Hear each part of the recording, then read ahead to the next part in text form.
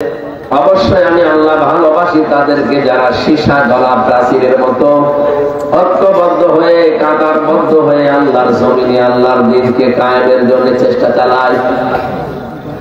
এখন দল মত নির্বিশেষে এইটা এখন আমাদের টার্গেট। এই জন্য আমরা এটা দেখতেও পাচ্ছি সামনে সব এখন এক হয়ে যাচ্ছে। এই জন্য কিছু জালেম পালিয়েছে, কিছু মুনাফিক আছে, আর রাম বাম কিছু আছে, এদের মাথা এখন খারাপ হয়ে গেছে। ওরা এখন ফতোয়া দেয় যে আজহারের মাহফিলে এত মানুষ হবে কোন কারণে? আরে ভাই, আপনি ডাক দিলে তো হয় না, আমি ডাক দিলে তো কুকুরও আসে না।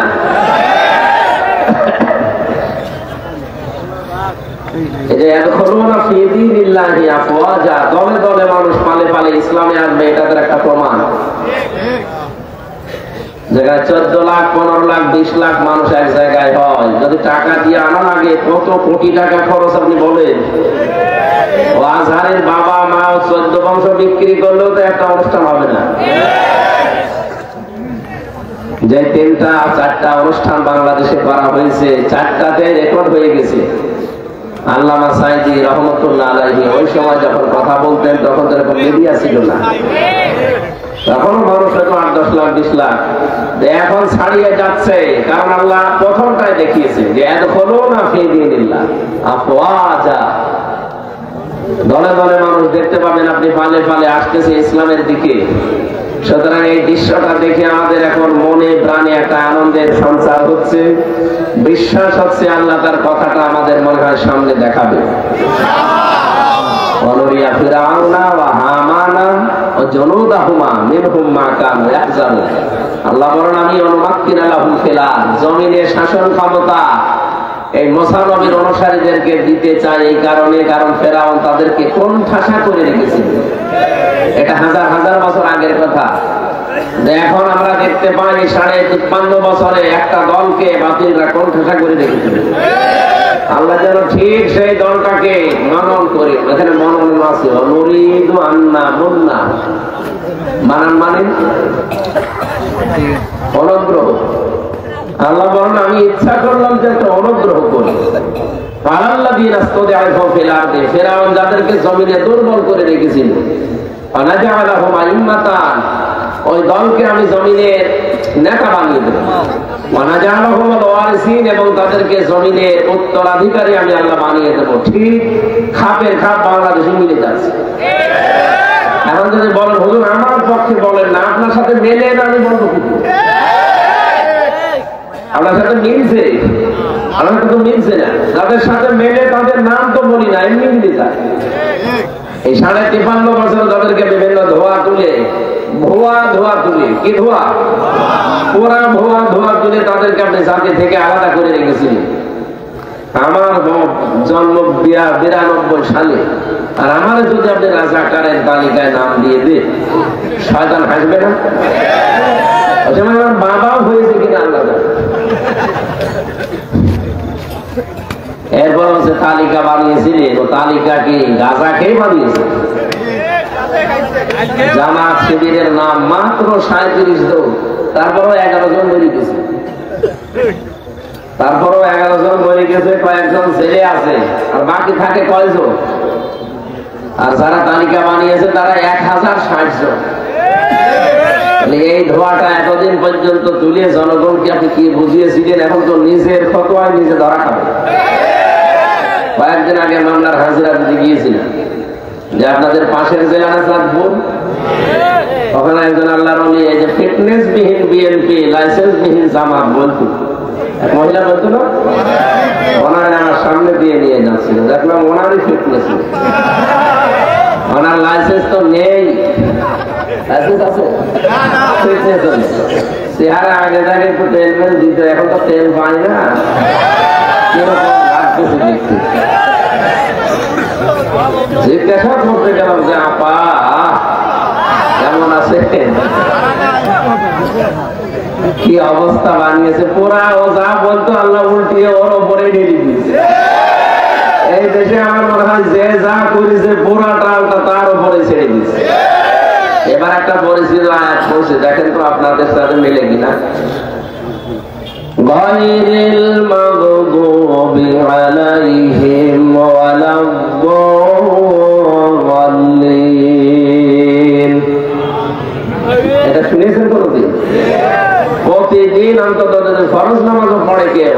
কতবার করে পড়া লাগে এটা? কতবার?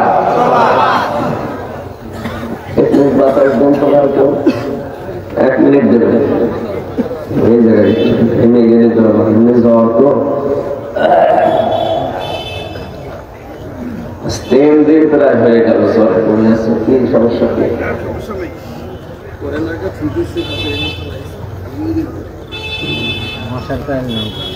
কোথায় যাচ্ছে? মুরব্বী মানুষ দরকার কাজকে অনেক আমাকে জায়গায় দিন, মিনিট দেওয়ার পরে বন্ধ করে দিন, বেশি দিলে আমরা একটা জায়গায় পড়ি। সুবহানাল্লাহ আলহামদুলিল্লাহ লা ইলাহা ইল্লাল্লাহ সুবহানাল্লাহ আলহামদুলিল্লাহ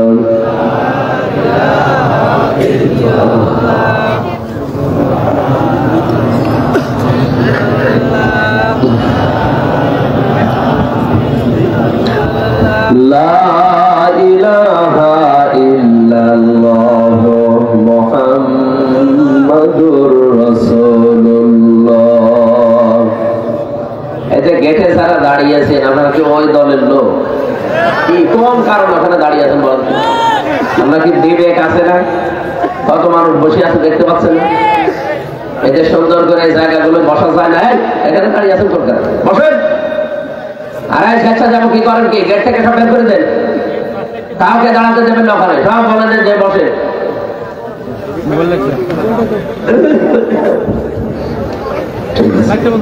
আমার ভাইরা প্রতিদিন 17 বার করে আয়াতটা আল্লাহকে আপনি নিজে শোনাচ্ছেন, মনে হচ্ছে আল্লাহ শুনছে, উনি জবাব এখনই দেবেন। আপনি নিজে বলেন রব্বুল আলামিন তাদের পথে আমাদেরকে চালাবে না যারা মাগযুব, যারা দলিল, যারা অভিশপ্ত এবং পথভ্রষ্ট। যদিও এই দুইটা শব্দ দিয়ে আমরা ইহুদি আর খ্রিস্টানদেরকে মিল করে থাকি, কেন তাদেরকে এই বরদোয়া দেওয়া হয় বলেন তো? তারা তাদের ইনজিলে তাওরাতে আমাদের নবী মুহাম্মদ রাসূলুল্লাহর পরিচয় 1000 বারের উপরে পেয়েছে। তাদের প্রত্যেকটা নবী আমাদের নবীর সংবাদ দিয়ে গেছে। ইয়াতি মিন বাদি ইসমুহু আহমদ। প্রতিটি নবী এসে বলেছে আমার পরে একজন নবী আসবে, তার নাম আহমদ। তার নাম কি? তার যে যে পরিচয় হবে সব তাদের তাওরাতে ইনজিলে লেখা ছিল।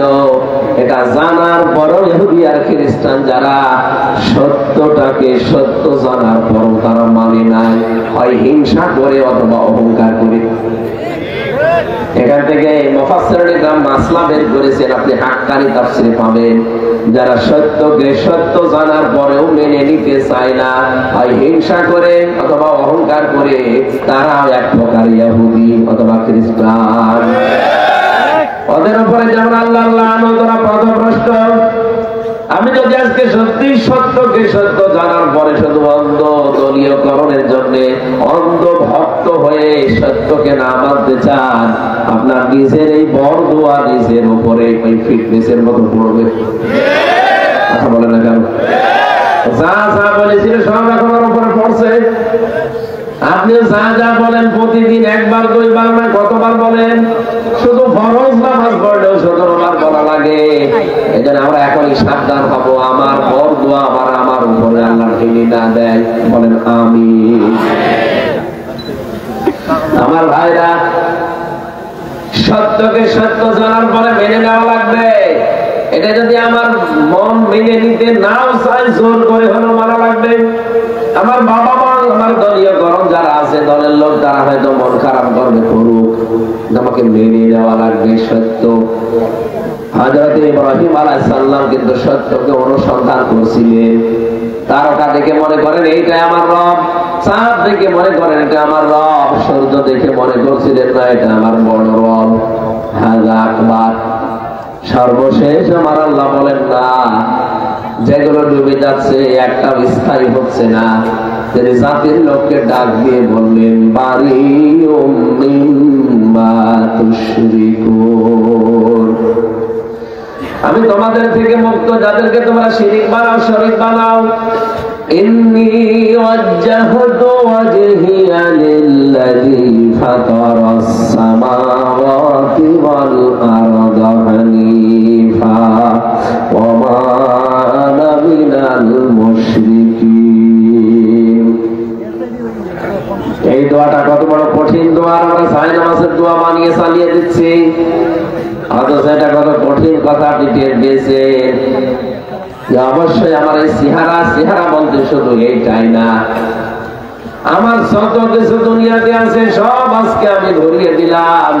এই ইন্নি ওয়াজ্জাহাতুর ভেতরে এই চেহারা যেমন আছে, আপনার ক্ষমতা আছে, আপনার ছেলে মেয়ে আছে, আপনার প্রভাব প্রতিপত্তি আছে, আপনার জমি জায়গা আছে, যা আছে সব আমি ঘোরালাম আজকে। ফাতারাস সামাওয়াতি ওয়াল আরদা হানিফা, আসমান আর জমিনের উদ্ভাবক যিনি, আমি একনিষ্ঠভাবে তার দিকে ঘুরে আসলাম। ওমা আনা মিনাল মুশরিকিন, আমি কিন্তু মুশরিক না। এই গ্যারান্টি আপনি দিয়েছেন। হযরত ইব্রাহিম আলাইহিস সালাম এই গ্যারান্টিটা আমাদের জাতির পিতা এমনি দেয়নি, তিনি কিন্তু খুঁজছিলেন কোনটা হক কোনটা হক, তিনি নিজে খুঁজতে খুঁজতে পেয়েছিলেন। আর আমাদের চোখে আঙ্গুল দিয়ে দেখিয়ে দেওয়া হয়, এরপর অনেকে মানতে চায় না। হক দল কোনটা, হক পন্থী মানুষ কারা, আপনাকে আল্লাহ কিন্তু দেখিয়ে দিয়েছে। আপনি কাদের অনুসরণ করবেন সেটাও কোরআনে কারিমে আল্লাহ দিয়েছেন সূরা ইয়াসিনে, ইত্তাবিউ মান লা ইয়াসআলুকুম আজরা ওয়া হুম মুহতাদুন। তোমরা সবাই মিলে অনুসরণ করো, ইত্তাবিউ বহু বছর, তোমরা সবাই মিলে অনুসরণ করো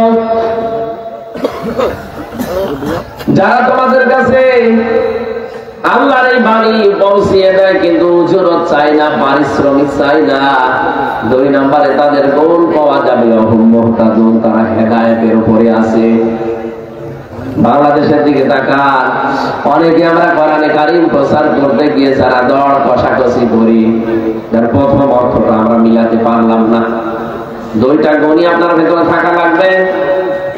1 নম্বর, হয়তো আপনি হেদায়েতের পথে মানুষকে ডাকেন, ঠিক আছে, কিন্তু নিজে হেদায়েতের উপরে নেই। 2 নম্বরে, অনেকেই নিঃস্বার্থ ভাবে মানুষকে ডাকে, ঠিক, হেদায়েতের উপরে নিজে নেই, কিন্তু মানুষকে ডাকতেছে হেদায়েতের দিকে। 2টাই গোমরাহ। কথা বোঝেন না? বুঝেননি, আবার বলছি। আপনাকে এই আয়াতটা সামনে নিয়ে যাকে অনুসরণ করবেন, দেখবেন এই 2টা সে মানে কিনা। ইত্তাবিউ, অনুসরণ করো তাদেরকে। মান লা ইয়াসআলুকুম আজরা, যারা তোমার কাছে উজরত চায় না, পারিশ্রমিক চায় না। ওহুম মুহতাদুন, এবং তারা হেদায়েত প্রাপ্ত। এবং হেদায়েতের উপরে থাকবে কারা, কারা হেদায়েত প্রাপ্ত, এটা আল্লাহ কিন্তু সূরা বাকারায় আগে জানিয়ে দিয়েছেন। এই যে আয়াতটা পড়লাম, এটা সূরা বাকারার আয়াত না ইয়াসিনের আয়াত? আগে আল্লাহ সূরা বাকারা দিয়েছেন না সূরা ইয়াসিন দিয়েছেন? তার মানে হেদায়েত প্রাপ্ত কারা? আপনি সূরা বাকারা 255 নম্বর আয়াত থেকে দেখবেন, ওই জায়গায় আল্লাহ সাজিয়েছেন যে এরা হেদায়েতের উপরে আছে। ওয়ালা নাবলুওয়ান্নাকুম বিশাইইন মিনাল খাউফি ওয়াল জু'i ওয়া নাকসিম মিনাল আমওয়ালি ওয়াল আনফুসি ওয়াস সামারাত ওয়া বাশশিরিস সাবিরিন। লানে তাকিদ লুনে সাকিলা, আল্লাহ বলেন অবশ্যই আমি আল্লাহ তোমাদের পরীক্ষা করব। বিশাইইন মিনাল খাউফ, ভয় দিয়ে। আসমান দুনিয়ায় আমাদের ভয় দেখায় কে? এদেশের নাস্তিকরা, আমার বাম সালেমরা তো ভয় দেখাতো, তামাম দুনিয়ায় আমাদেরকে ভয় দেখাতো, এখনো দেখাচ্ছে। যাদেরকে তামাম দুনিয়া ভয় দেখাবে, কখনো ক্ষোধা দিয়ে আমি আল্লাহ তোমাদের পরীক্ষা করব, ভয় দিয়ে, ক্ষোধা দিয়ে, শস্য খ্যাত দিয়ে, এবং সন্তানাদি ক্ষতি দিয়ে। এরপরও যদি কোনো মানুষ টিকে থাকতে পারে, ওয়াবাশশিরিস সাবিরিন, আল্লাহ বলেন ধৈর্যশীলেরা, এদেরকে সংবাদ দেন, সুসংবাদ। আপনি 53 বছরের দিকে তাকান একটু, এই আয়াতটা নিয়ে কারা সত্যি দিনের উপরে টিকে থাকতে গিয়ে এই কয়টা পরীক্ষার সম্মুখীন হয়েছে। কত মানুষ ছেলে হারিয়েছে, জানেও না যে ছেলে বেঁচে আছে কিনা। শহীদ মীর কাসেম আলী রহমতুল্লাহ আলাইহি, ওনাকে যখন ফাঁসি দেওয়া হবে তার 3 ঘন্টা আগে ওনারা জানিয়েছিল কারারক্ষী যে আপনার 3 ঘন্টা পরে ফাঁসি, আপনি প্রস্তুতি নেন। উনি বলেছে কারারক্ষী ভাই এখনো তো 3 ঘন্টা আছে, আমি 2 ঘন্টা ঘুমালাম, তুমি আমার 1 ঘন্টা আগে রেখে দিও। অথচ ওনার ছেলে ওই সময় গুম হয়ে আছে, ব্যারিস্টার আরমান। এবার বলেন না, ওনার স্ত্রী ওই সময় হাসপাতালে। আরে ভাই আমাদের মতো পাগল ছাগল ছেলে না, ছেলে ব্যারিস্টার। এইরকম একটা ছেলে গুম হয়ে আছে 8 বছর, জানেও না মরে গেছে না বেঁচে আছে, স্ত্রী হাসপাতালের বেডে পড়ে আছে। এরকম সংবাদ আসলে নিজের মরণের সংবাদ একদিকে, কোন আল্লাহর ওলি আপনার দেশে যে সেই স্ত্রী থাকতে পারবে বলেন? 10 দিনের শেষের দিন অত্যাচার যা করার করেছে, শেষের দিন বলেছে দাদা বলতে বলি, এটা যদি না বলে তাহলে আপনার বউ তুলে নিয়ে আনবো, আমি মরণ হয়ে গেলাম না। ম্যাডাম তো অসুস্থ সময় 7 মাস সন্তানের বয়স। বললাম ঠিক আছে যা ভালো লাগে করেন, আমার আর কিছু বলার নেই। আমি তো আলেম মানুষ, তারপর নরম হয়ে গেছি। 10 দিন মাত্র রিমান্ডে, 10 দিনের দিন শেষ। আর ওনার স্ত্রী পড়ে আছে মরণ সজ্জায়, সাইডে গুম হয়ে গেছে, কেউ জানেও না, নিজেও মাত্র আর 3টা ঘন্টা পরে থাকবে না দুনিয়ায়। এরপরও কি শক্তিশালী ইমাম দেখেন, বলছে 3 ঘন্টা আছে, 2 ঘন্টা ঘুমালাম। কারারক্ষী কুতুব ভাই উনি আমার দায়িত্বে ছিলেন, আমার মাঝে মাঝে বলতেন হামজা ভাই লোকটা ঘুম আসলো কি করি। আমি বললাম আপনি বোঝেননি, কিন্তু আমি বুঝেছি যে ঘুম কেন এসেছে। কোরআন কারীম জানিয়েছে ইন্নাল্লাযীনা ক্বালু রাব্বুনাল্লাহু সুম্মা ইসতাকামু তাতানাজ্জালু আলাইহিমুল মালায়েকা। অবশ্যই যারা এই কথা বলতে পারে আমার রব আল্লাহ, এতটুকু বলে শেষ করে দেয় না, যারা এর উপরে টিকে থাকতে পারে। রব্বুল আলামিন বলেন তাতানাজ্জালু আলাইহিমুল মালায়েকা। তাতানাজ্জালু এটা মুজারে, বর্তমান ভবিষ্যৎ প্রেজেন্ট ফিউচার। মালাকুন দেয়নি, মালায়েকা বহুবচন দিয়েছেন। আল্লাহ বলেন এদের বিপদে আপদে পড়লে আমি আল্লাহ হাজারো ফেরেশতা পাঠিয়ে দেই। কি বলে ফেরেশতারা জানো? আল্লাহ তাখাফু ওয়া লা তাহজানু। কোনো ভয় নেই, কোনো চিন্তা নেই। কিসের ভয় করেন, কিসের চিন্তা? আপনার ছেলে নিয়ে চিন্তা হয় যে গুম হয়ে গেল ছেলেটা, বউ নিয়ে চিন্তা হয় যে বউ হাসপাতালে পড়ে আছে, দলীয় লোকজন নিয়ে চিন্তা হয় যে এরা অনেকে পালিয়ে বেড়াচ্ছে, অনেকে জেলে আছে, ব্যবসা প্রতিষ্ঠান নিয়ে ভয় হয় যে কি হবে। এগুলো কোনো অসুবিধা নেই। ওই যে জান্নাত দেখা যাচ্ছে, চলে যান, বাকি সবগুলোর দায়িত্ব আল্লাহ নিয়ে নিয়েছে। এটা যদি ফেরেশতারা কানের কাছে না বলতো, আমার তো বিশ্বাস জীবন ঘুম আসার কথা না, কারণ আমি তো নিজে ভুক্তভোগী। সেখানে সবচেয়ে বেশি চলে ঘুমের বড়ি, কারণ ওখানে কোনো কাজ নেই, তারপর ঘুম আসে না। একটা মানুষ বছরের পর বছর পড়ে আছে কিন্তু ঘুম নেই, এটা ঘুমের বড়ি খাওয়া লাগে। আমি কত বড়ি খেয়েছি আল্লাহ জানে, আর আমি জানি। অথচ আমার তারপর আমার বাবা মা শ্বশুর শাশুড়ি তো ধনী মানুষ, আমার স্ত্রীকে আল্লাহ যা দিয়েছে, আমার শ্বশুর শাশুড়ি, আমার মা বাবা, আমি না থাকলেও কোনো অসুবিধা নেই। মেয়ে আছে ওই সময় 2টা, ওগুলো নিয়ে সে ভালোভাবে আর একটা বিয়ে করে চলতে পারতো। আমার কোনো চিন্তা নেই তাদের নিয়ে। তারপর 3টা বছরের ফাঁসির কন্টেম ছেড়ে কতদিন না ঘুমিয়ে কাটিয়েছি আমি জানি, আর আল্লাহ জানি। সারা রাত জাগা, 1 সেকেন্ড। অথচ লোকটার মাত্র 3 ঘন্টা হায়াত আছে, আর 2 ঘন্টা ঘুমিয়ে গেল। কারারক্ষী বলছে ঠিক যেন ঘুমিয়েছে। আমি তাকে ডাকলাম 1 ঘন্টা আগে, কারণ 7টার সময় আমার ডিউটি, ওনার 10টায় ফাঁসি, 3 ঘন্টা মাঝে আছে। ওনারে বললাম যে মাত্র আর 3 ঘন্টা, আপনি প্রস্তুতি নেন। উনি বলছে 3 ঘন্টা অনেক সময়, আমি 2 ঘন্টা ঘুমিয়ে গেলাম। ঠিক 2 ঘন্টা দিলাম, স্যার ওঠেন, আপনার মরণের সময় হয়ে গেছে। দেখলাম ঠিক ভালোভাবে উঠলো, ঘুম থেকে গোসল করে ওযু করে 2 রাকাত নামাজ আদায় করে বলছে আমি প্রস্তুত আছি, চলে। এমনি এমনি মুখে আসার কথা না, এটা ওয়াজ করে বোঝানো সম্ভব না যদি ওই জায়গায় আপনি না যান।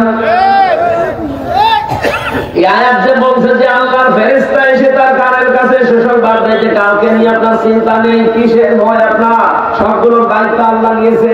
ওয়াবশিরু বিল জান্নাহ, ওই যে জান্নাত ওই সুসংবাদ গ্রহণ করে।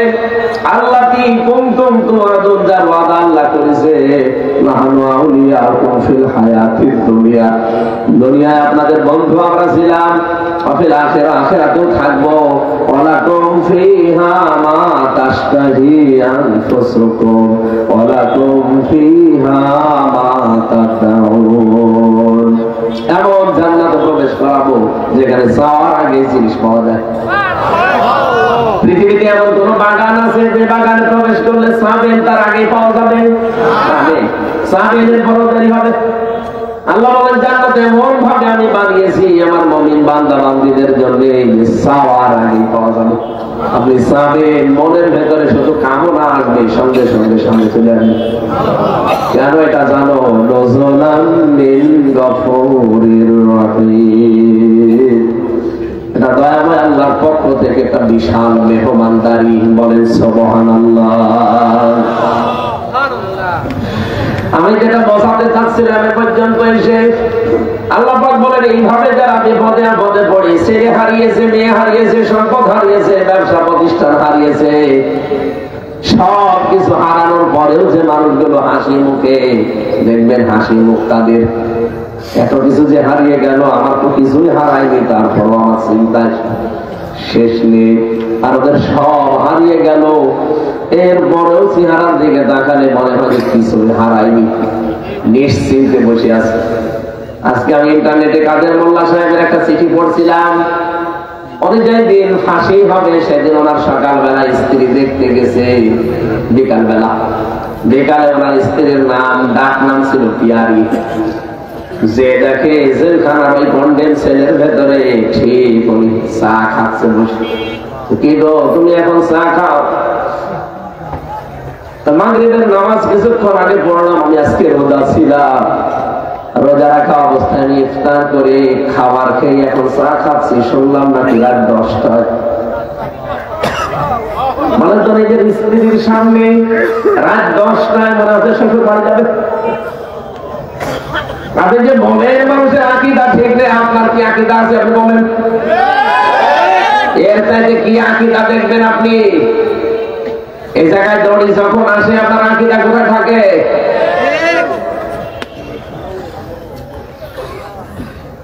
ডাক দিয়ে বলছে পিয়ারি আমাকে মাফ করে দিও, তোমার হক হয়তো আদায় করতে পারিনি, আজকে আমি আল্লাহর সাথে দেখা করতে যাচ্ছি, সারাদিন আমি রোজা ছিলাম, আমি যে ইফতারি করে খাবার খেয়ে একটা চা খাচ্ছি, এটাই মনে হয় আমার শেষ খাওয়া। দুনিয়ার খাবার আমার আর কপালে জুটবে না, কারণ আর মাত্র কয়েক ঘন্টা পরে আমার ডাক দেয়। ওরা বিভিন্ন খাবার নিয়েছিল, যেগুলো খান বলছে না, দুনিয়ার এই খাবার আমার আর ভেতরে ঢুকবে না, মনে হচ্ছে জান্নাতের খাবার আমার আল্লাহ তার সামনে মিলে ফিরেছে।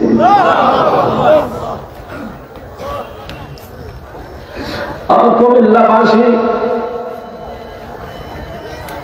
আল্লাহ রাব্বুল আলামিন এমনি কাউকে শাহাদাতের মরণ দেয় না। وَلِيَعْلَمَ اللَّهُ الَّذِينَ آمَنُوا وَيَتَّخِذَ مِنكُمْ شُهَدَاءَ। সূরা আলে ইমরানের 140 নম্বর আয়াতের মাঝের অংশে আছে, আল্লাহ বলেন যাকে আমি ভালোবাসি, যার জীবন যৌবন আমার পছন্দ হয়, যার কাজকর্ম অ্যাক্টিভিটিস যে আমার পছন্দ হয়েছে, তখন আমি তাকে সাধারণভাবে মরণ দেই না, শাহাদাতের মরণ দিয়ে ধন্য করি। কেন শাহাদাতের মরণ দেই জানো? এই যে লোকটা যদি এখন মারা যায়, যদি ইমান নিয়েও মারা যায়, কবরে দিয়ে দিবেন, ঘুমিয়ে পড়বে, শেষ, আর কিছু নেই আগে পরে। কিয়ামতের দিন সিংহায় ফুৎকার দেওয়ার পর মরবে। কিন্তু লোকটা যদি শহীদ হয়ে মরে, উনি ঘুমাবে না, কবরে যাওয়ার পরে আল্লাহ নিজে ওকে খাওয়াবে।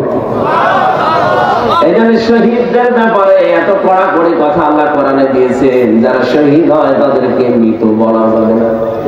ওয়ালা তাকুলু লিমান ইউকতালু ফি সাবিলিল্লাহি আমওয়াত বাল আহইয়াউ ওয়ালাকিন লা তাশউরুন। রব্বুল আলামিন সূরা বাকারার ভেতরে জানিয়েছেন, যারা শহীদ হয় তাদেরকে মৃত বলবা না, যে মরে গেছে না, এরা মরে না, এরা জিন্দা, তোমরা বোঝো না। তাই মানুষ যেহেতু মুখ দিয়ে কথা বলে, এই জন্য আল্লাহ মুখের উপরে নোটিশ দিয়েছেন। মুখের পরে মানুষ যেহেতু দিমাগ দিয়ে চিন্তা করে, এই জন্য আল্লাহ দিমাগের উপরে নোটিশ দিয়েছেন। ওয়ালা তাহসাবান্নাল্লাযীনা কুতিলু ফি সাবিলিল্লাহি আমওয়াতা বাল আহইয়াউন ইনদা রাব্বিহিম ইরযাকুন। সূরা আলে ইমরানের 169 নম্বর আয়াতে আছে, ধারণাও করবা না যে আমি আল্লাহর জন্য যারা জীবন দেয় এরা মরে গেছে, ধারণাও করবা না, বলা তো যাবেই না মুখ দিয়ে, ধারণাও করবা না। কারণ কি? কারণ তারা জীবিত এবং তারা আমি আল্লাহর কাছে রিজিক পাই। কুমিল্লাবাসী বলেন যে ঘুমিয়ে থাকলে খাওয়া লাগে, কথা বলেন না কেন? ঘুমাবে তো এই লোকটা, যে ঈমান নিয়ে মরে গেছে, ঘুমিয়ে পড়বে। ফেরেশতারা বলবে নাও ঘুমিয়ে যাও। দোলা ভাই যেভাবে আপা নিয়ে ঘুমায় এইভাবে ঘুমিয়ে যাও, কিয়ামতের দিন একবারে উঠবা, এই শেষ, ওটার কিছু নেই। কিন্তু শহীদ হয়ে যে মানুষ মরবে মরবে, ওদেরকে আল্লাহ বলেন ঘুমাবে না, ওরা জীবিত। আর জীবিত থাকলে যে থাকলে খাওয়া লাগে, এই জন্য আল্লাহ নিজে তাদেরকে খাওয়ান। দুনিয়ার খাবার দিলে শহীদদের অসম্মান হবে, আল্লাহ নিজে জান্নাতের খাবার কিয়ামত পর্যন্ত খাওয়া। শহীদের যে খাবার খেলে মানুষের যে কি তৈরি হয়, রক্ত। কি মানুষ খাবার খেলে কয়েকটা জিনিস ভেতরে তৈরি হয়। এক নম্বরে খাবার খেলে পিত্ত রস তৈরি হয়। খাবারের নির্যাস দিয়ে আমরা কিন্তু যে নির্যাসটা বের করি খাবার থেকে, চুষে চুষে ওটা দিয়ে আল্লাহ নির্যাস বানায় পিত্ত রস। ওটা এত দামি, পারায় কারণে বিজ্ঞান প্রমাণ করেছে এর ভেতরে যে খাবার যতক্ষণ থাকবে ওই পিত্ত রস ওই নালী দিয়ে, ওই নাড়ি দিয়ে আস্তে আস্তে ফোঁটা ফোঁটা পড়তে থাকবে। যতক্ষণ খাবার পেটে আছে পড়বে, ওটা হজম হবে। খাবার যখন পেটে না থাকবে, আপনার ওই পিত্ত রসের ওই থলিটা হঠাৎ আল্লাহ নিজের পক্ষ থেকে বন্ধ করে দেবে। আল্লাহ এটা বোঝাতে চেয়েছেন যে আমি কিন্তু অপচয় করি না, এটা যেহেতু দামি জিনিস আমি অপচয় করি না। আমি শুধু ফতোয়া দিয়ে শেষ করে দেইনি, আমি দেখিয়েছি যে আমি অপচয় করি না। এটা নির্যাস তৈরি হবে প্রথম খাবার, যে খাবারই খান তার প্রথম ওইটা দিয়ে নির্যাস, এরপরে তৈরি হবে ওইটা দিয়ে মল, এরপরে ওখান থেকে তৈরি হবে প্রসাদ, এরপরে তৈরি হবে রক্ত, এরপরে তৈরি হবে চর্বি। বিভিন্ন জিনিস অর্গান তৈরি হতে থাকে এর ভেতরে। এই মাথা থেকে শুরু করে পা পর্যন্ত 70,000 তার আছে। কম্পিউটার যদি এখানে এটা না ভিড়িয়ে কম্পিউটার ভিড়ান, আমি আপনাকে একটা একটা করে সব দেখাতে পারবো। এই অক্সিপিটাল লব আছে এখানে, প্যারাইটাল লব আছে এখানে। মাথার ভেতরে প্রায় 18টা জিনিস ঘুরপাক খাচ্ছে। এক একটা জায়গায় প্রায় 6টা করে জিনিস আছে। কেউ চিন্তা করে, কেউ দুঃখ করে, কেউ আনন্দ করে। এক একটা জিনিস এখানে আছে, কেউ দেখে। রব্বুল আলামিন বলেন খাবার খাবার পরে রক্ত যেহেতু তৈরি হবে, এই রক্তগুলো শরীরে ছড়িয়ে যাবে, তখনই আপনি বল পাবেন। রক্ত যদি ছড়িয়ে না যায় তাহলে আপনার বল পাবেন না। মানুষের খাবার খেয়ে রক্ত তৈরি হয়, যেন শহীদ যারা এরা যেহেতু খাবার খায় তাদেরও তো রক্ত লাগবে। এটার প্রমাণ দিয়েছেন হযরত হামজার জীবনীতে। আমি তার জীবনী পড়িতে গেছি। তিনি শহীদ হওয়ার প্রায় 30 বছর পরে তার কবর ভেঙে গিয়েছিল। মদিনায় একটা বিশাল ঢল হওয়ার কারণে তার কবর ভেঙে যায়। ওই সময় যারা তার সাথে যুদ্ধ করেছে এখন তারা প্রায় মুরব্বী হয়ে গেছে। রক্ত অনুসন্ধান করতে করতে গিয়ে দেখে 30 বছর আগে মুহাম্মদ রাসূলুল্লাহ 50 হযরত আমির হামজা কাফেররা যেখানে যেখানে তাকে কোপ দিয়েছিল ওই জায়গাগুলো দিয়ে ফিনকি দিয়ে তাজা রক্ত বের হয়ে চলে আসে। কুমিল্লাবাসী বলেন তো, যদি খাবার না খাবে তো রক্ত আসলো কোথেকে? কথা বলেন না কেন? এই জন্য ফেরেশতাদেরকে দিয়ে আমরা সুসংবাদ জানাই তাদেরকে, যে মানুষগুলো পরীক্ষায় উত্তীর্ণ হয় আর যারা এই কথা স্বতঃস্ফূর্ত ভাবে বলতে পারে, আল্লাযীনা ইযা আসাবাতুহুম মুসিবাহ ক্বালু ইন্না লিল্লাহি ওয়া ইন্না ইলাইহি রাজিউন। আমরা মনে করি এটা মানুষ মরে যাওয়ার দোয়া। কে বলেছে আপনাকে? কঠিন বিপদ আপদ যখনই আসবে মানুষের, যদি ইমানদার লোকটা হয় মুখ দিয়ে আকস্মিক ভাবে বের হয়ে যাবে, জবান করে বের করেন ক্বালু ইন্না লিল্লাহি ওয়া ইন্না ইলাইহি রাজিউন। এই বিপদ আপদ মুসিবত আমার উপরে এসেছে, আমরা তো আল্লাহর জন্য, আল্লাহর কাছে আমরা ফিরে যাব, তখন সে সান্ত্বনা পায়। আর ভাই বিপদে আপদে কঠিন মুসিবতে যদি কোনো একটা অবলম্বন আপনি পান, দেখবেন একটা আলাদা অনির্বচন সুখ পাওয়া যায়। জেলখানার ভেতরে আমি মাঝে মাঝে কারারক্ষীকে বলতাম, ভাই একটু বই নিয়ে এসে দিন। 24 ঘন্টা তো তারা লাগিয়ে রাখেন এই ফাঁসির কন্ডেম ছেলে, কারোর সাথে কথাও বলতে দেয়, আবার সিসি ক্যামেরা দিয়ে দিয়েছে, কেউ যেন আমার দিকে না তাকায়। বাইরের যোগাযোগ তো 3 বছর পুরা বিচ্ছিন্ন। একটা বই এনে দেন, একটু পড়ি। বই এনে দেয় বঙ্গবন্ধু আত্মজীবনী, কয়েকদিন বই চায়, বই এনে দেয় বঙ্গবন্ধুর ছেলেবেলা, বঙ্গবন্ধুর চীন সফর, ছাতা পড়ে আমার রাগ করবে। একদিন রাগ করে বলেই ফেললাম যে এ বই কেন, আমি সে বই বলে ওই বই এনে দিতে পারেন না, আমি কি বই, আমার ফাঁসি চাই, এই বইটা এনে দেন। আমি মেজর ডালিম বলছি এটাই দিতে না, ওই বই পড়তে নেই, ওইটা পড়া দরকার। ভেতরে তো টাকা চলে না, চলে সিগারেট, সিগারেটের প্যাকেট দিয়ে বিভিন্ন জিনিস পাওয়া যায়। এক হিন্দু কারারক্ষী বলতো ইমান নেই, ওর নাম ছিল সুব্রত বালা। এরপরে আরো কয়েকটা হিন্দু আমার দায়িত্ব ছিল, দেবদুলাল, অসিত কুমার, আরো নাম 3 বছর একাধারে হিন্দু পিতাম, তো এই কারণে মনে আছে না। এরকম একজন পেয়েছিলাম, ওই সাক্ষীরা করে বাড়ি যেন,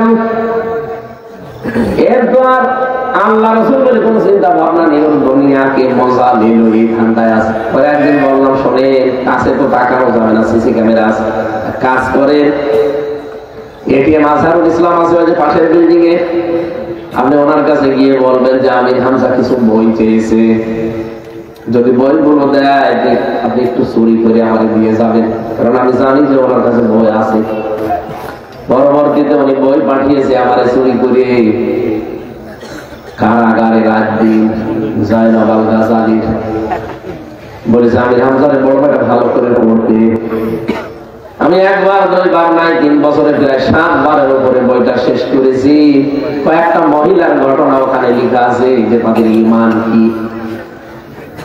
জয়নাল আল গাজালি একজন মহিলা, তার যে ঈমান এবং তার ভাইয়ের যে ঈমান পুরাটা পর্দা, আমার মনে মনে মাঝে মাঝে নিজের তৃপ্তি আসতো, আল্লাহ একজন মহিলা মানুষ যদি এরকম পরীক্ষা দিতে পারে, একজন পুরুষ মানুষ, তখন একটু শান্তি পেতাম। এরপরে পাঠিয়েছিল প্রোডাক্টিভ মুসলিম, এটা অনেক সুন্দর বই, যারা পড়াশোনা করে জ্ঞান অর্জন করতে চান বইটা কিনে নেবেন। প্রোডাক্টিভ মুসলিম, পারিবারিক জীবন থেকে আন্তর্জাতিক জীবন পর্যন্ত পুরোটা সাজানো আছে। এটা একটা তৃপ্তি পেতাম বইগুলো পড়লেন। আল্লাহ পাক বলেন এই যে ঈমান যাদের আছে এদেরকে পরীক্ষা করলে এই মানুষগুলো তৃপ্তি পায়। তৃপ্তির স্বরে যখন বলে আমরা তো আল্লাহর জন্য এদারে যা হয়ে যায় যাক, আমরা তো আল্লাহর জন্য আল্লাহর কাছে ফিরে যাব। উলাইকা আলাইহিম সালাওয়াতুম মির রাব্বিহিম ওয়া রাহমা ওয়া উলাইকা হুমুল মুহতাদুন। বলেন আল্লাহু আকবার।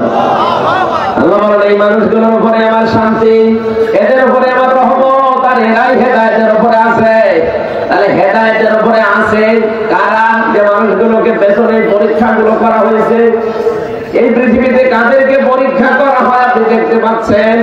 যারা পরীক্ষার উপরে আছে, এই মানুষগুলো হেদায়েতের উপরে। কিন্তু এদেরকে দেখি মাঝে মাঝে দিনের দিকে ডাকতে গেলে তখন দর কষাকষি করে। কথা বলছেন আমার? আয়াতের দুইটা বিধানই আপনাকে মানা লাগবে। আপনি ডাকবেন, পরিশ্রম করবেন, উজরত চাইবেন আল্লাহর কাছে। 2 নম্বর আপনাকে হেদায়েতের উপরে থাকতে হলে পরীক্ষাগুলো দেওয়া লাগবে। এদেশে বহু মানুষ আছে যে তাবলীগ জামাতের যারা আছেন ভাইরা, আপনারা তো নিজের খেয়ে নিজের পরি মানুষকে আল্লাহর দিকে ডাকেন, কোনো পরিশ্রম নেন না, কোন উজরত চান না। কিন্তু হেদায়েতের উপরে থাকতে গেলে অবশ্যই আপনাকে কোরআন দিয়ে মানুষকে ডাকা লাগবে। আপনি মন খারাপ করলেও আমার সঠিক কথা তুলে ধরা লাগবে, কারণ দাওয়াত দেওয়ার সিস্টেমই হচ্ছে কোরআন দিয়ে। ইয়া আইয়ুহার রাসূল বাল্লিগ মা উনসিলা ইলাইকা মির রাব্বি, হে রাসূল আপনি মানুষকে পৌঁছিয়ে দেবেন কি? বলেন বলেন। সায়সন যেটা আপনি কোরআন হাদিস দিয়ে বানিয়েছেন বুঝলাম। এই যে ময়দানে যেটা তৈরি হবে এখন টঙ্গীর এই ময়দানে সারাই যা করছেন লক্ষ লক্ষ মানুষ আমরা ওখানে হাজির হব, ঠিক আছে। কেন এই ঘোষণা দেওয়া যায় না যে শুধু সায়সনের উপরে বয়ান হবে না, পুরা কোরআনের উপরে বয়ান করবে? এখানে যে আলেম এখানে যাবে, যে আয়াত চায় ওই আয়াত তাকে দিয়ে দেন, ওই আয়াতের উপর স্টাডি করে গবেষণা করে সে আলোচনা করবে। কেন এই কথা বলা হয় না খালি সায়সনের উপরে? কেন? এটা মুসলমানদেরকে ধরা সাপ বানানোর একটা কায়দা। তাহলে 6টার ভেতরে থাকবে, ইসলামকে 6টার ভেতরে আছে আনবে। এই জন্য আমরা চাই আগামীতে যারা বিশ্ব ইজতেমায় যাবে ওখানে যত আলেম চায়, ভালো ভালো আলেম আছে, যে আলেম যে আয়াত চায় ওই আয়াতের উপরে তাকে বলবেন যে 10 দিন 15 দিন আপনি লেখাপড়া করেন, এক একটা আয়াত থেকে নতুন নতুন তথ্য বের করে পড়া কোরআন কেন্দ্রিক আলোচনা ওখানে আমরা চাই। ওখানে সুদের বিরুদ্ধে আপনি বক্তব্য দেবেন, ঘুষের বিরুদ্ধে দেবেন, দুর্নীতির বিরুদ্ধে দেবেন, চাঁদাবাজের বিরুদ্ধে দেবেন। ওখানে আপনি জুলুম অত্যাচার নির্যাতনের বিরুদ্ধে দেবেন, মানুষের তৈরি করা আইনের বিরুদ্ধে দেবেন। এইটাই তো নবী করতেন। আপনি কোন আপনি করেন? আপনি কিন্তু এইটা যে আমার সামনে চাঁদাবাজি হবে আর আমি বলবো যেটা করছে করুন, লা ইলাহা ইল্লাল্লাহ। আজকে সকালে যশোরে 50 লাখ টাকা চাঁদা চেয়েছে, দেয়নি, তাকে কি পিটানো পিটাচ্ছে দেখলাম। এটা তো ফেরেশতারা করছে না, অবশ্যই কোনো মানুষই করছে। একটা দলের সভাপতির নাম সেখানে এসেছে, আমি নাম নাই নিলাম। অনেকে মনে করছে এত গোপনে চাঁদাবাজি করি তারপর ধরি ফেলে। আরে বেটা, গোয়েন্দা বিভাগের খবর রাখে। আমি নিজে দেখেছি ওদের যে মেশিন ওরা যা বসিয়ে রেখেছে বাইরের দেশ থেকে নিয়ে এসে। মনে করেন আমরা 12:30টার সময় গেলাম নারায়ণগঞ্জের বন্দরে চাঁদা চাইতে, কেউ জানে না, মিডিয়া জেনে ফেললো কি করে আর গোয়েন্দারা জানলো কি করে। আরে ভাই রিমান্ডে নিচে দেখেছি, সত্যি কথা যে কোরআন শরীফ সামনে আমি বলছি, আপনি পায়খানায় বসে বসে কি করেন তা ওরা দেখতে পায়। হ্যাঁ, এমন মেশিন ওদের কাছে আছে। ওই জালেমরা ইসরায়েল থেকে নিয়ে এসেছিল, সেটা তার নিয়ে যেতে পারেনি। এখন যারা দায়িত্ব আছে তারা ব্যবহার করছে। আপনি মনে করছেন আমি কেন জানি না, এত রাতে সব ঘুমিয়ে পড়েছি আর এরা জানলো কি করি? আরে ভাই 24 ঘন্টা এটা ওদের সামনে। বাংলাদেশ ওদের একেবারে নবদর্পণে, একেবারে হাতের মোটার উপরে কে কি কোথায় সব দেখতে পায়। আমি ধরা পড়ার একদিন পর সাতক্ষীরা থেকে মাওলানা আমিরুল ইসলাম বেলালি আমার বাড়িতে কল দিয়েছে, নাম্বার কেউ জানে না, কার নামে তোলা নাম্বার তাও আমি জানি না। ওই কল দিয়ে জানিয়েছে যে হামজাকে বলবা যদি যোগাযোগ করতে পারো, হামজাকে জানাবা সে যেন অন্তত এই কথাগুলো না বলে। ওরা সকালবেলা দেখছে ভিডিও আকারে বলে দেখাচ্ছে। আর আপনি বলছেন আমি রাত 12:30টায় গেলাম চাঁদা চাইতে, কেউ তো জানে না, কেউ জানে না, কেউ বলি দেখাটি। আমি গোয়েন্দাদের সাথে কথা বলি মাঝে মাঝে, ওরা বলছে হুজুর দেশটা আমরা পর্যবেক্ষণে রেখেছি, শুধু দেখছি যে কে কি করে। তার এমনি রেগে যাচ্ছে, উনি ওটিয়ে পাচ্ছে। বংশেরা কালকেও বক্তব্য দিয়েছে, তারা জিয়াজ আমরা থামেন, ক্ষমতায় কি আমরা চলে এসেছি, এখন আপনি আরম্ভ করেছেন, থামেন না কেন?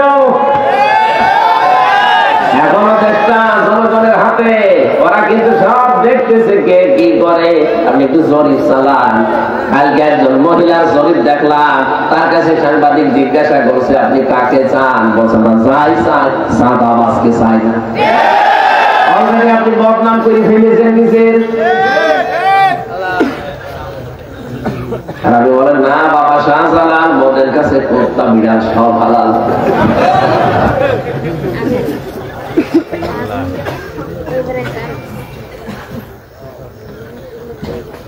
কুমিল্লাবাসী যে কথাটা তুলেছিলাম বলার জন্য,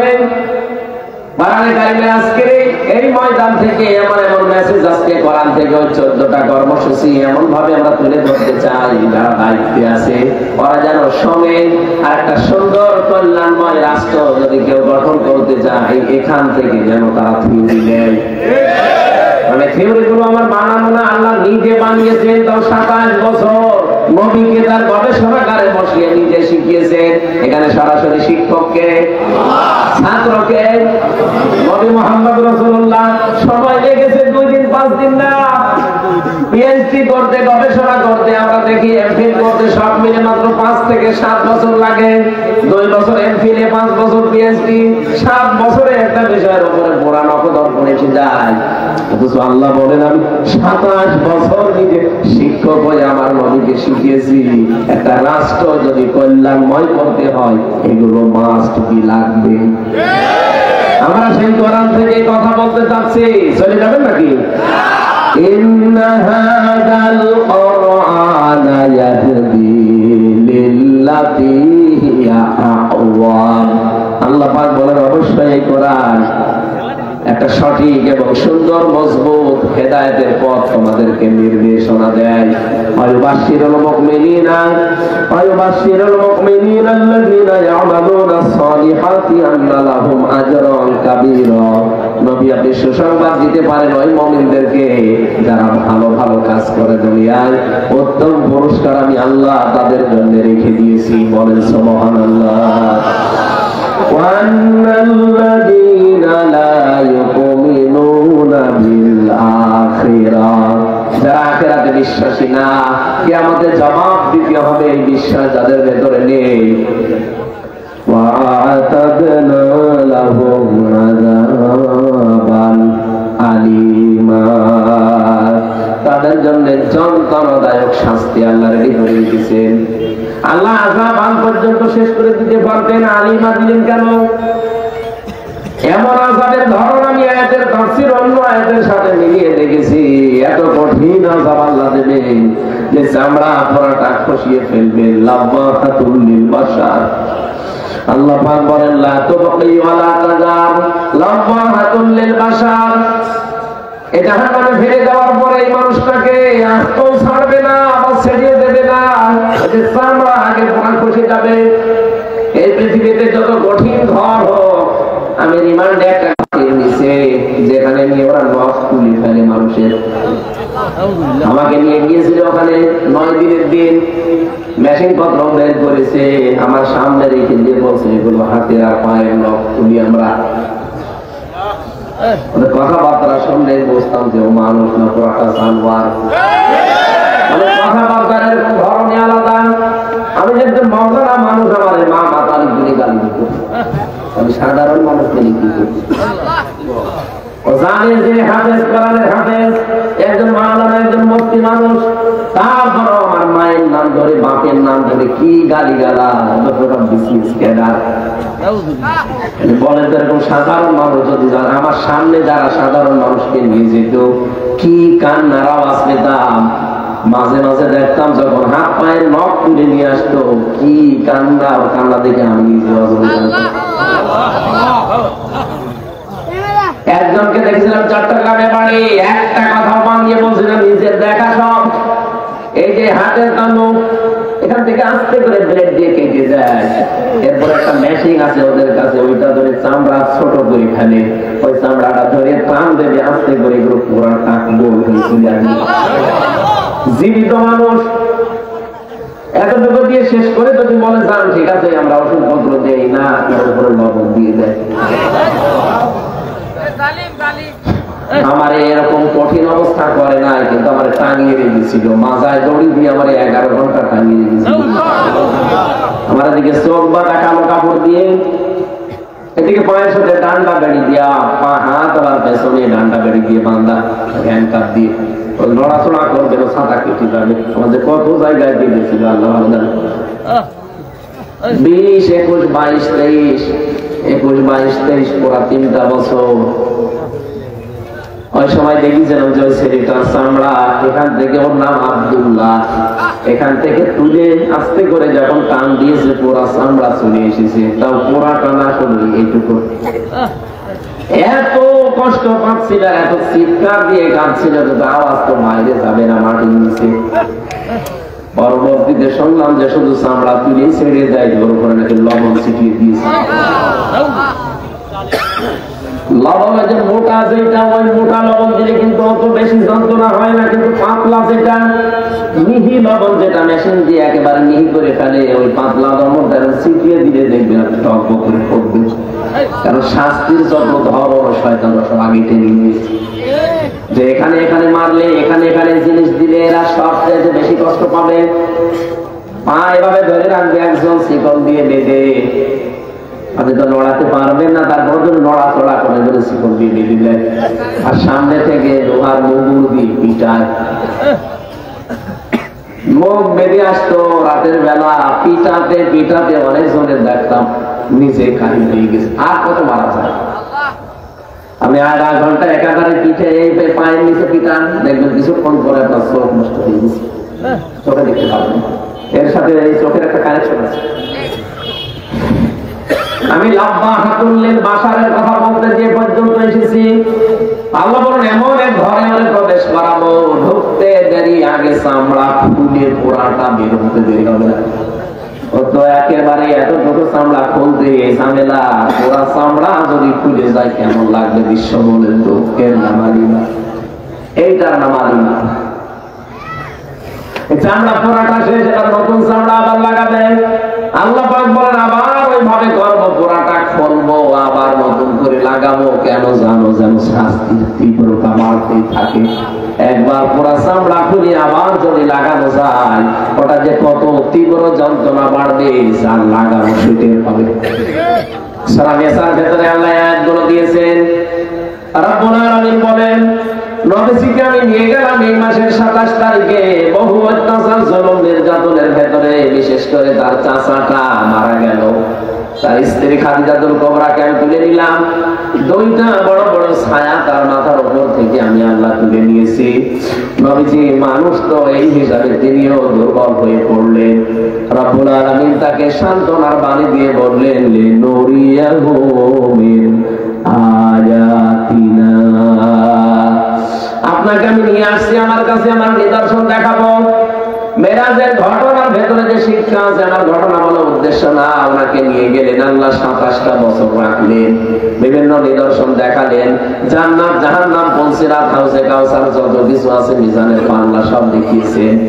আল্লাহ পাক বলেন, নবী দাঁড়ান, আপনাকে আজ একটা নতুন জায়গায়, আপনি যেহেতু হিজরত করা লাগবে, নতুন একটা রাষ্ট্রের প্রধান হবেন আপনি।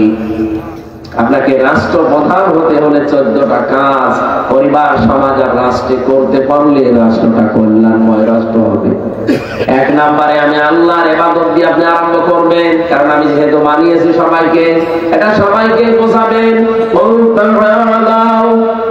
ইলা কালিমাতিন সাওয়াইন বাইনানা ওয়া বাইনাকুম আল্লা না'বুদা ইল্লাল্লাহ ওয়া লা নুশরিকা বিহি শাইআ ওয়া লা ইয়াত্তাখিযা বা'দুনা বা'দান আরবাবান মিন দুনিল্লাহ ফাইন তাওয়াল্লাউ ফাকুলু আশহাদু বিআন্না মুসলিমুন। সূরা আলে ইমরানের 65 নাম 64 নাম্বার আয়াতের ভেতরে আছে, রব্বুল আলামিন বলেন, আপনি ডাক দেবেন ইহুদি, খ্রিস্টান, মুশরিক যারা আছে, যারা কিতাব পেয়েছে আসমানি, তাদেরকে আপনি ডাক দিয়ে বলেন, আসো আল্লাহর বান্দারা, আমরা 3টা কথার উপরে একমত হই। 1 নম্বরে আমরা আজকে থেকে আল্লাহ বাদে আর কারো ইবাদত করব না। ইহুদিদের দিকে তাকান, তারা আল্লাহ একজন আছে কথা বিশ্বাস করে। খ্রিস্টানদের দিকে তাকান, তারা আল্লাহ বিশ্বাস করে। আমি মুসলমানের চাইতে ইহুদির অনেক মেয়েকে দেখেছি বাইরের রাষ্ট্রে, তারা এত বেশি পর্দা মেনটেন করে। বাইরের দেশগুলোতে যখন যায়, সিঙ্গাপুর, মালয়েশিয়া, থাইল্যান্ড, এই সমস্ত জায়গায় যারা ইহুদি আছে, বিশেষ করে ইহুদিদের আমি দেখেছি তাদের বউ খাস পর্দা করে, এমনকি হাত মোজা, পা মোজা পরা, সামনে আবার দেওয়া, সিলবাব দেওয়া, 3-4টা ছেলে মেয়ে চারপাশে, এত পর্দা মেনটেন করে। লোকটা ওর পাশে যে স্বামী বসে আছে, স্বামীর এত বড় বড় দাড়ি, মাথায় পাগড়ি বাঁধা, এত বড় জুব্বা গায়ে আমার মতো, দেখলে মনে হবে একেবারে কোনো আলেম হবে, অথচ ইহুদি। আল্লাহ একজন আছে, ওরাও বিশ্বাস করে, কারণ ওরা ইসমাইলি, ওদের উপরে যে তাওরাত নাযিল হয়েছে ওইটা ওরা বিশ্বাস করে। পরবর্তীতে ওইটা পরিবর্তন হয়েছে, এইটা ওরা মানতে চায় না, বলে না যা হয়েছে এইটাই। অথচ ওর ভেতরে ওরা নিজেদের মন মতো করে সাজিয়ে নিয়েছে। ইনজিলের ভেতরে ওরা সাজিয়েছে নিজের মন মতো করে। কোরআনটা সাজাতে পারে না, এই কারণে দায়িত্ব সরাসরি নিয়েছে কে?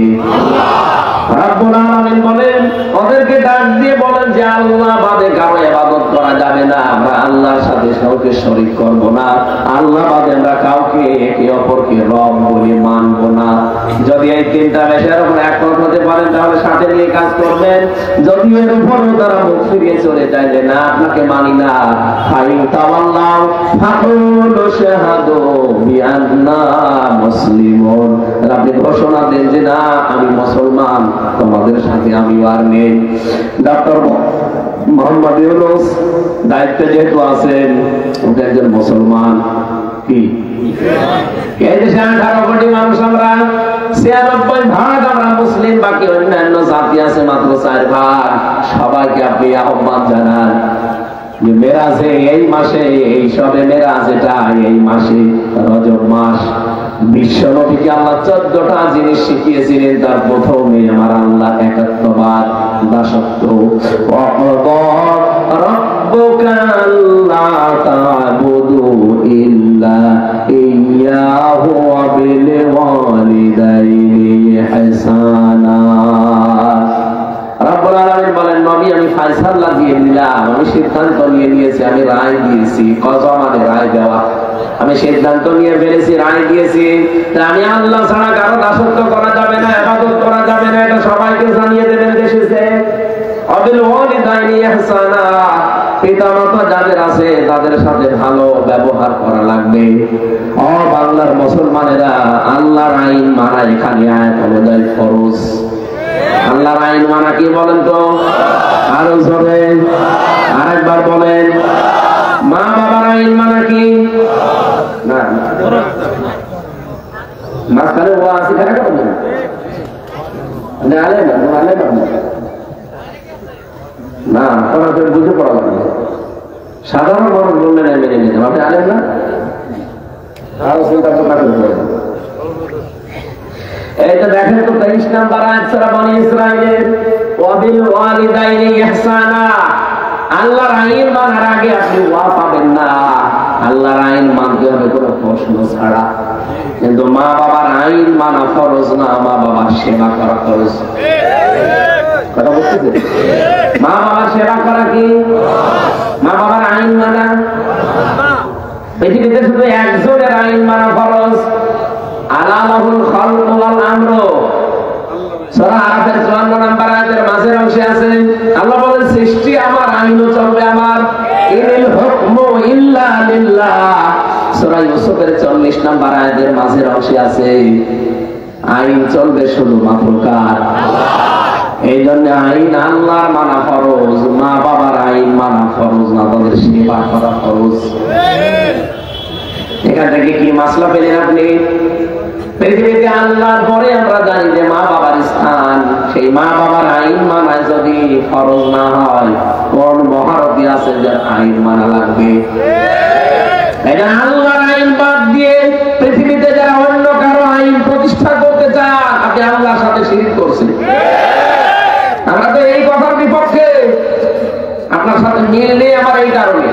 আপনি মানুষের তৈরি করা আইন প্রতিষ্ঠা করতে চান, আর আমি প্রতিষ্ঠা করতে চাই আল্লাহর আইন। পৃথিবীর যত নবীকে আল্লাহ পাঠিয়েছেন মাত্র 2 জন নবী বাদ দিয়ে আল্লাহর এই আইনের পক্ষে কথা বলার কারণে প্রত্যেকটা নবীকে লাঞ্ছিত হতে হয়েছে। এমনকি দেশ ছাড়া লেগেছে, করার দিয়ে অনেকে ছিঁড়ে ফেলেছে। কথা বলছেন না? আজ যদি কেউ আল্লাহর আইনের পক্ষে কথা বলে তার জীবনে এরকম নবীদের মতো কিছু নেমে আসতে পারে না? পারে না।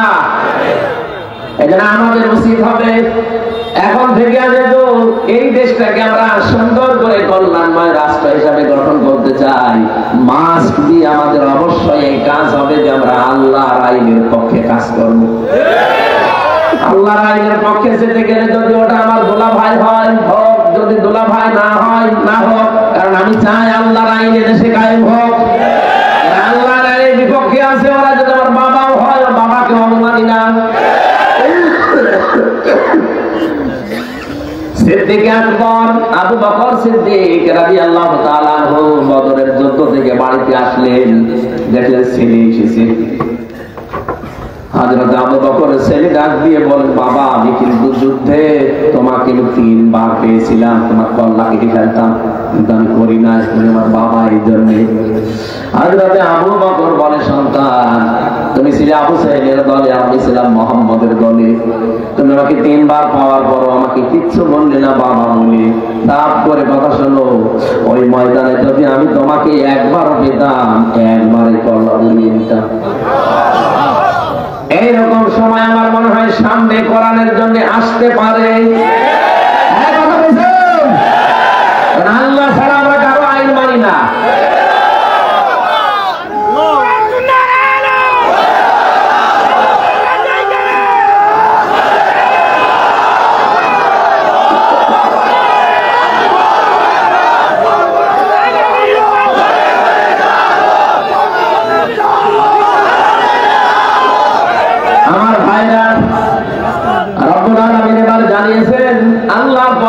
পৃথিবীতে মানুষের জন্য সবচাইতে বেশি কষ্ট স্বীকার করে তার মা আর বাবা।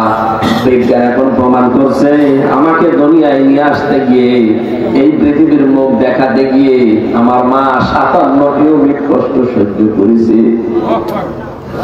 অথচ যত শক্তিশালী পুরুষ হোক, সর্বোচ্চ 45 ইউনিট কষ্ট যদি কাউকে দিতে পারে বাঁচাতে পারবেন না। কত? 45 ইউনিটের বেশি মানুষ কষ্ট সহ্য করতে পারে না। কিন্তু যদি কেউ 57 ইউনিট কষ্ট সহ্য করে আমার দুনিয়ায় মুখ দেখিয়েছে, তিনি আমার মা। এজন্য ভালো ব্যবহার করা লাগবে মায়ের সাথে। আগে নবীজিকে সাহাবী প্রশ্ন করলেন, ভালো ব্যবহার পাওয়ার হকদার কে? নবীজি বললেন মা, এরপরে মা, এরপরে মা, এরপরে বাবা। কোন হাদিসে পেয়েছি 4 বার নবী মায়ের নাম বললে, 5ম বার বাবার নাম বলেছেন। তাই জন্য আমাদের উচিত হবে, আজ হাজারো জেলাতে দেখতে পাচ্ছি আমরা, কুমিল্লাতেও দেখছি বৃদ্ধাশ্রম বানাচ্ছে অনেকে। অথচ বৃদ্ধাশ্রম বানানো জায়েজ নেই, হারাম। একটা সন্তান তার মা বাবাকে সাথে রাখবে না, বৃদ্ধাশ্রমে পাঠিয়ে দেবে, এরকম সন্তান জন্ম না দেওয়াই ভালো ছিল। কয়েকদিন আগে নীলফামারী গিয়েছিলাম, নীলফামারী জেলা কিশোরগঞ্জ থানা, একটা বৃদ্ধাশ্রমে আমাকে নিয়ে গেল দেখার জন্য। যে দেখি এইদিকে 25 জন, এইদিকে 25 জন বসে আছে। আর বাবা, ওদের চোখের দিকে তাকিয়ে দেখতে পেয়েছি ওরা সব সব করে কাঁদছে। প্রত্যেকটা মার বাবার দিকে তাকিয়ে আমার মনে হচ্ছে ওরা সন্তানের জন্য বরদোয়া দিচ্ছে। আরে ভাই, ওদেরও তো আমার মতো ছেলে আছে। 2 জনের সাথে কথা বললাম, একজন বলছে আমার ছেলে ডিসি, আর একজন বলছে আমার ছেলে আমেরিকায় থাকে। কিন্তু আজ আমি বৃদ্ধাশ্রমে, এই কারণে আমার বৌমা আমাকে মেনে নিতে পারে না, সহ্য করতে পারে না। শুধুমাত্র ওই বৃদ্ধাশ্রমের মার বাবা এরা না, এখানে বহু মানুষ আছে যাদের বৌমা তাদেরকে সহ্য করতে পারে না।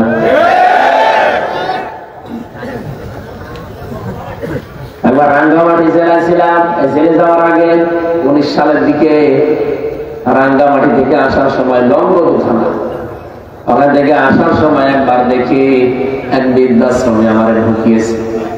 যে দেখি এক কলেজের প্রফেসর হাওয়া করে কাঁদছে মায়ের পা ধরে। কি হয়েছে ভাই, আপনি কি করেন? বলে আমি কলেজের একজন অধ্যাপক, প্রফেসর। আমার মাকে আমি 3 মাস আগে এখানে রেখে গেছি। মা আমারে বলছে, বাবা আমি যখন মারা যাব তখন তুই এই মাথার উপরে যে ফ্যান আছে এই ফ্যানটা ঘুরিয়ে লাগাবি। মা বলছে, আব্বা। ছেলে বলছে, মা তুমি তো মরিয়ে যাবে কয়েকদিন পরে, আমার ফ্যান আমি নতুন করে পাল্টিয়ে দেবো কেন? মা বলে, আমি দেখলাম এই 3 মাসে এদের বারবার বলার পর ফ্যান এরা পাল্টিয়ে দেয় না। আমার তো মন ডেকে বলছে, তুই আমার সাথে যা করবি কিছুদিন পরে তোর ছেলে তাই করবে। তোর তো বৃদ্ধাশ্রমে রেখে গেল বলে তোর তো আর ফ্যান ছাড়া ঘুম হয় না, কারণ ছোটবেলা থেকে আমি তোরে বাতাস দিয়ে দিয়ে ঘুম পাড়াতাম। তোরা যখন রেখে যাবে তখন তো তোর ঘুম আসবে না, তোর কষ্ট হবে। আগে থেকে তোর আমি সতর্ক করলাম। হঠাৎ দেখলাম ওর মা ওর হাতের ওপরে মরে গেল। হাওয়া করে কেঁদে বলছে, হুজুরের দোষ শুধু আমার একা নাই, দোষ আমার বউ। 3 মাস আগে থেকে আমার বউ আমাকে বলছে, বুড়ি বাড়ি থাকলে আমি তোর ভাত খাবো না। আমার 2টা ছেলে আছে, তাদের মুখের দিকে তাকিয়ে আমি কিছু বলতেও পারি না। বাধ্য হয়ে এখানে রেখে গিয়েছিলাম তারে। শেষ পর্যন্ত আজকে মা আমার মারা গেল। দুনিয়া এখন নাম ধরে ডাকার তো আমার আর কেউ নেই।